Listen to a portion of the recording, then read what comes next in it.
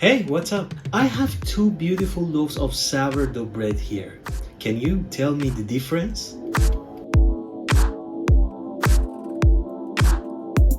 Of course, this one looks better, but let me surprise you. If you don't have Dutch oven, don't worry. You can still have a good loaf of sourdough bread. As I told you in my last video, in each video, we are going to observe what is the differences between two beautiful loaves of sourdough bread. And the good news is, you can tell me what you want me to compare in my next video, and you can be a part of it. So make sure you subscribe my channel and don't miss the next video.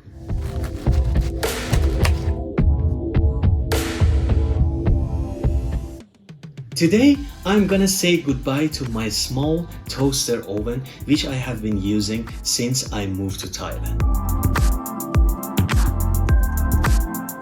I'm gonna make one of the bread with the help of the Dutch oven and the other one without Dutch oven. And we are going to see what is the difference. So, let's get into this, shall we? Alright, first thing first, both doughs being cold fermented for 48 hours. Poke test done. First dough, bring it on the surface, use a baking paper, release it from Benetton, and we are ready to score it. We are just following the simple scoring technique. Baking structure is also so simple. With the help of a towel and boiling water, I created that steam I needed inside my oven. And of course, an upside down tray. 40 minutes with the help of the steam and 40 minutes without steam.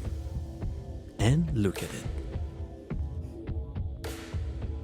And for the second bread, I used Dutch oven.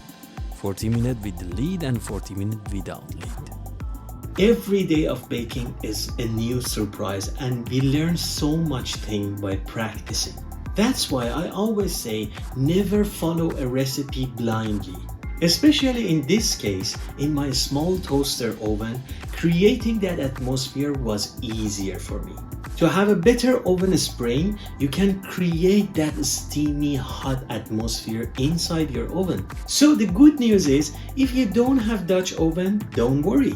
You can still have a good loaf of sourdough bread. But you need to adjust your baking method according to your home kitchen oven. Can you tell the difference? Alright, let's open the first one, which made in Dutch oven. Not a very satisfying open crumb. And I can feel that it's a bit harder.